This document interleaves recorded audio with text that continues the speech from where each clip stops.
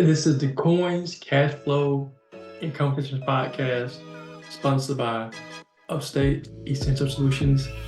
If you need help with accounting and taxes or personal finances, I'm your guy.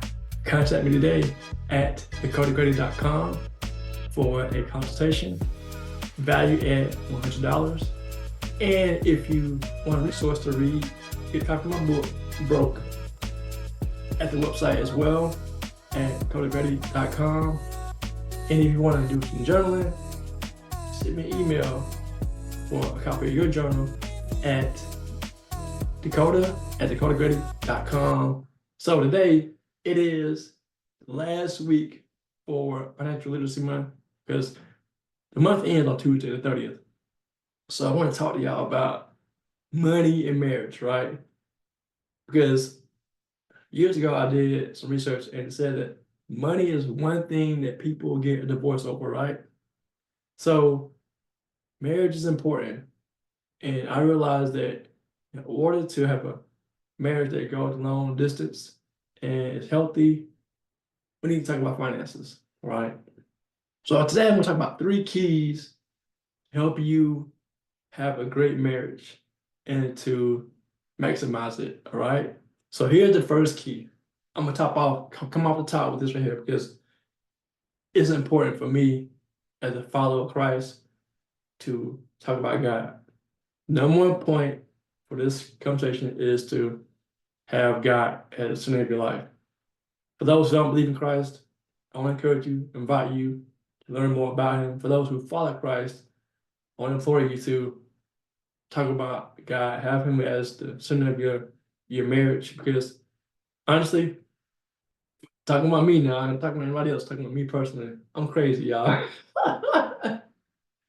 I'm keeping it real. I'm a crazy guy. And I'm a sinner, man, meaning I'm full of mess. I want to do things my way instead of God's way. So that causes conflict between me and God, right? So I want to be a better man, be a better person, be a better follower of Christ, be a better husband. And the way to be a better husband is to follow Christ. Christ is my example. He is a source because, again, I'm crazy. My wife knows I'm crazy. She's crazy. But we're crazy together following Christ. Because we need God. I need God. Sometimes I don't feel like praying or reading the word, but I need it to build my character as a husband, as a man of God, as a person, so I can treat people the right way, people fairly, have integrity, honesty, just do the right thing, right? Just do the right thing. And Christ is an example to do the right thing in life, in business, in your marriage. Because there will be some days, and there are some days where I don't like my wife. She doesn't like me either. But what holds us together is the commitment, one to God, two to each other, and wanted to work together for each other and our children. We have two girls, and I think it's important to have the man and woman work together to raise the children to be fully devoted followers of Christ. So the first point here is to follow God, follow Christ in your marriage. As men, be the man of the household, lead your wife, be a fully devoted follower of Christ and your children. Second point is communication. Communication is key in the marriage, especially when you have children, or not have, if you don't have children. But the whole point is if you have children, you're working, you need to communicate what's happening in your marriage. If you're going to have someone take care of your children, which we do, my mother-in-law takes care of our daughter, youngest daughter that is. So we need to communicate when she needs to go to therapy, whether she has to come here to do their therapy with the therapists, plural, multiple ones, go to the center to do therapy, who's gonna pick up our oldest daughter, those things. Is she going to the YMCA today? If so, who's gonna pick her up? And is she going to a field trip? Is my mother gonna take her to the doctor like today, dentist, or whatever it may be? We need to communicate about those important things. If you don't communicate, it leads to chaos, confusion, arguing, frustration. So to eliminate that, talk, communicate. Now let's say I've heard that women talk more than men, right? historically or on average. But I want to encourage you, as guys, open up to our spouses to communicate, to talk about important things, the children, parenting, money, business, if you have a business, talking about going out of town, vacationing. Our family's having a reunion next weekend. I'll discuss it with my wife, right? Because this is important. Having a party. We had a birthday party for my oldest daughter recently. Communication. We needed more time to set up. My mother-in-law called me, asked me if we needed more time. I said yes. The communication key is important because if you don't have communication in your marriage, then it just causes so much mess and drama. So talk about things in your marriage. And the last point is talking about finances. Ooh. Money and marriage, right? Do they go hand in hand? Yes, they do. My wife and I have been married for over 16 years now, 16 years as of March of 2024. And it's been challenging, I must say. But before I got married, I communicated with my wife about my finances because I knew that it's important. My mom and dad didn't talk about money that I can remember. They didn't know how to handle money that I can remember either. Because we struggled financially. My mom and dad didn't work, they didn't make a lot of money. They worked different low wage jobs.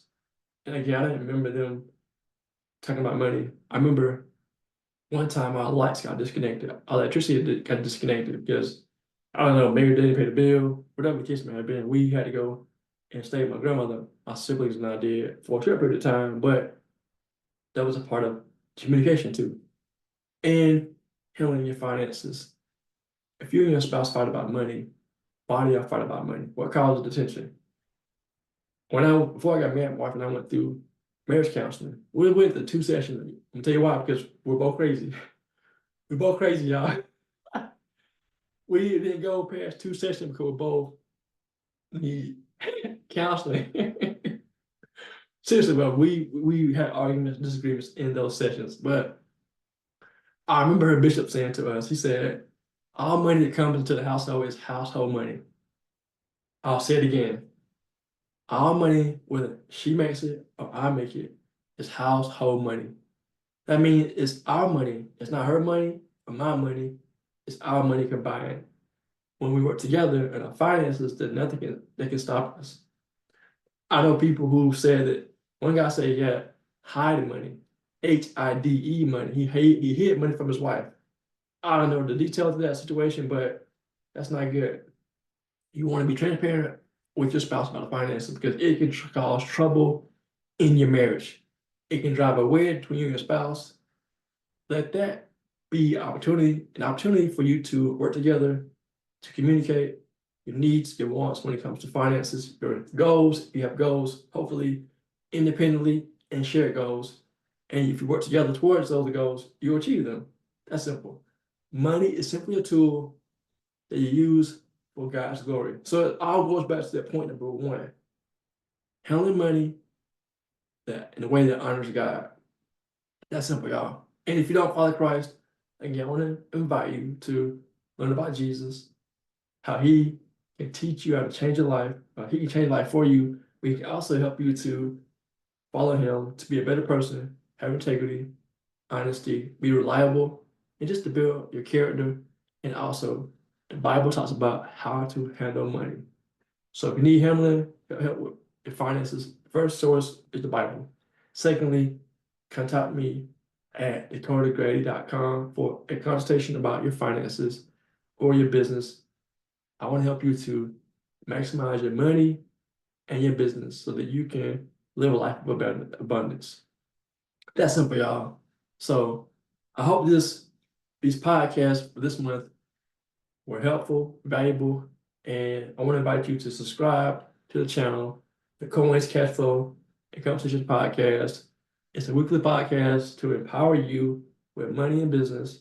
And if you are struggling with your finances, don't be afraid to ask for help.